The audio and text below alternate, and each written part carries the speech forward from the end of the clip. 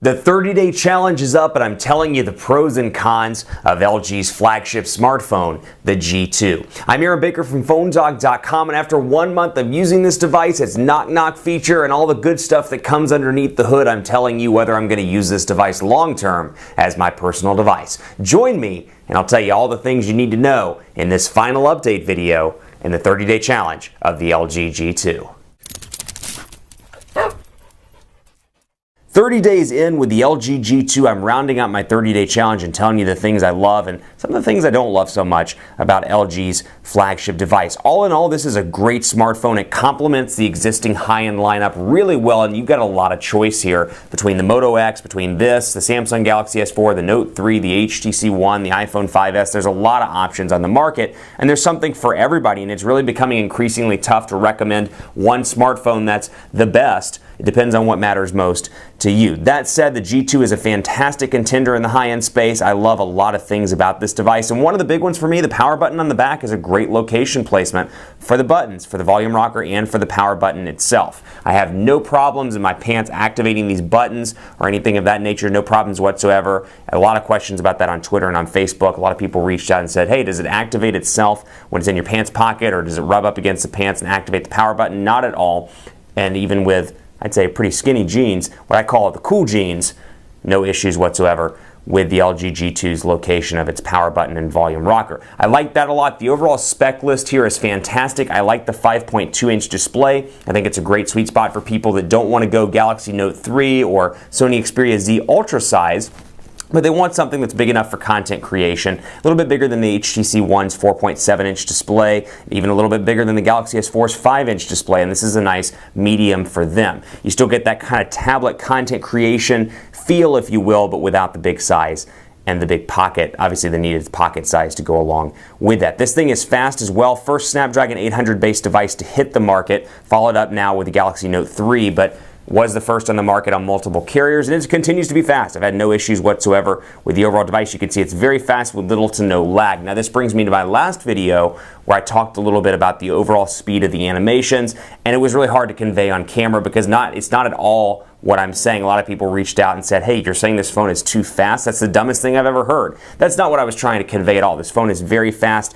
and I think a lot of times the animations just get ahead of themselves, and much like a phone that lags and you have laggy animations and that's frustrating, sometimes I think there's an ideal speed for animations, and yes, I know you can tweak this in the developer settings, but for the mainstream consumer, when this phone comes out of the box, I think much like it's hard to have a device that's a little bit laggy, it's hard to have a device sometimes that's so quick that the animations are so fast you don't get that speed of, for example, the Google search bars you see there moving back and forth. I think much like, again, too slow can be an issue, too fast can be an issue there. That's really the one issue I've had with the LG G2. It's fast. The 3,000 milliamp hour battery continues to be good here. It's a nice balance between, again, the Galaxy Note 3's 3,200 milliamp hour battery, the Galaxy S4's 2,600 milliamp hour battery, the HTC One's 2,300 milliamp hour battery. I get fantastic battery life numbers here. I average between 13 to 15 hours with my what I would consider moderate to maybe low heavy use, and it charges fast as well. The sucker charges very quickly this morning. Forgot to charge it last night. I came into the office with 17%. I charged this for, let me think, about 20 minutes, and it's at 48%